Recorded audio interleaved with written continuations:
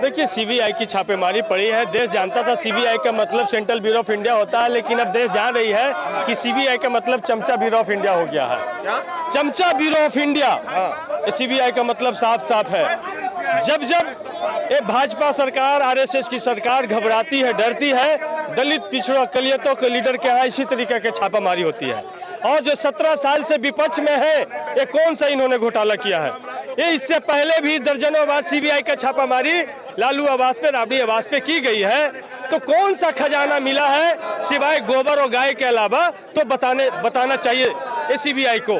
तो जब तेजस्वी यादव जी जातीय जनगणना के सवाल पे नीतीश कुमार जी से मिलते हैं, नीतीश कुमार जी इस पे मीटिंग बुलाते हैं और तेजस्वी यादव जी ऐलान करते हैं कि यदि जातीय जनगणना नहीं होगा तो बिहार से चल करके दिल्ली तक हम पैदल मार्च करेंगे, एक देश में बड़ा आंदोलन खड़ा करेंगे।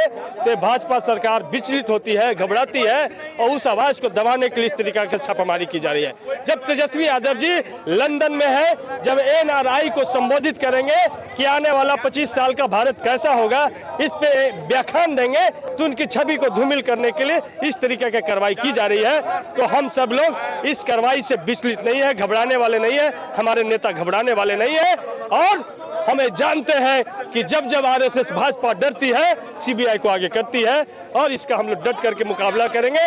और आने वाला दिन में जिस तरीके से बोचहा की जनता ने भाजपा को जोरदार थप्पड़ मारा है, ये छापामारी उसकी भी टीस है। आपने भी बताया कि जब जब भाजपा डरती है तब तब ऐसा कार्रवाई करती है, तो इसका क्या मतलब जाता है? नहीं समझ में। इसका मतलब जानता है कि वाकई में अगर सीबीआई कार्रवाई करना चाहती है तो बिहार का जो बड़ा व्यापक घोटाला जिसको कहते हैं बीपीएससी का घोटाला, उनके दफ्तर पे छापेमारी होनी चाहिए थी। एसएससी का जो रेलवे में जिस तरीके से एनटीपीसी एसएससी का जो एग्जाम में जो बड़ा घोटाला आया था, बाद में रेलवे बोर्ड को आकर के माफी मांगना पड़ा था जब छात्र उठते थे, तो कायदे से उनके दफ्तर पे उनके यहाँ छापेमारी होने चाहिए था। जो व्यापक घोटाला मध्य प्रदेश का, देश का सबसे बड़ा घोटाला, जिस तरीका से मेडिकल इंजीनियरिंग और तमाम नौकरियों का सीट बिकता था, कायदे से शिवराज सिंह चौहान के यहाँ छापेमारी होना चाहिए था, मेहुल चौकसी के यहाँ छापेमारी होना चाहिए था, नीरव मोदी के यहाँ छापामारी होना चाहिए था, विजय माल्या के यहाँ छापेमारी होना चाहिए था। लेकिन इन ब्रजेश ठाकुर के यहाँ छापेमारी होना चाहिए था, सृजन घोटाले के सरगना सुशील मोदी के यहाँ छापेमारी होना चाहिए था।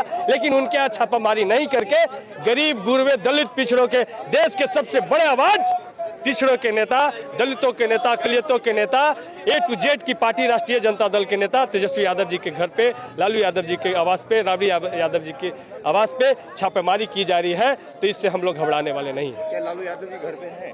नहीं, लालू यादव जी आप सब लोग जानते हैं कि बेल के बाद दिल्ली एम्स में इलाजरत है।